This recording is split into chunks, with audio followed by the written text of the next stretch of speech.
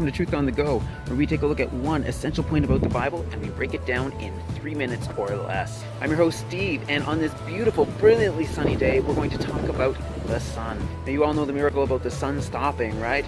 If you don't, you can take a look at Joshua chapter 10, verses 10 to 12. Now, in that story, a guy named Joshua, he prays for the sun to stop, and in response, God stops the sun for about a full day. The result? Well, Joshua and the Israelites gain the upper hand and quite soundly defeat the Amorite army. The sun stopping is a great miracle, sure proof that God is almighty and all-powerful. It is also what I want to address today. The Bible says the sun stopped. Joshua and the Israelites clearly believe the sun stopped. What's to argue? Well, one thing that might make us want to reconsider is that the sun doesn't actually move. I mean, yes, it's flying and spinning dizzyingly throughout the cosmos, but in relationship to the Earth, it's actually stationary.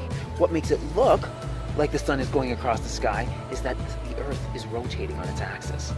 So then, that being the case, can the sun, which doesn't actually move, stop moving? It can't. I mean, really? The more I tell this tree here to stop moving, the sillier I'm going to look. And let me tell you something, folks. God is not silly. So what do we make of this? Well, let's break it down. Joshua lived in 1400 BC. We live in the 21st century. This is a huge time differential. We have learned an incredible number of facts about the universe and creation that Joshua could never even have dreamed of. One of those facts is that the sun does not go around the Earth. It's the Earth that goes around the sun. And it is only the fact that the Earth rotates on its axis that makes it look like the sun is moving across the sky. Well then, why didn't Joshua just pray for the Earth to stop rotating? Well, quite frankly, he just didn't know.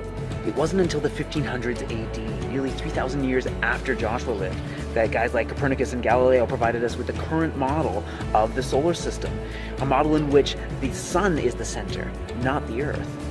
Joshua prayed for the sun to stop because, man of God though he was, he didn't know that it's the Earth's rotation that makes it look like the sun is crossing the sky. That means that if we want to understand the Bible correctly, we need to understand it from the point of view of the people at that time, including their understandings of the natural world.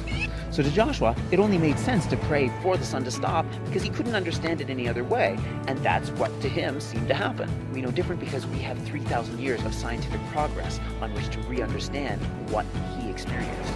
This raises all sorts of other questions, of course. Does it mean that God actually stopped the Earth from rotating? Or did he even need to stop the Earth from rotating to make it seem like the sun stopped? Or how did this help Joshua out anyways?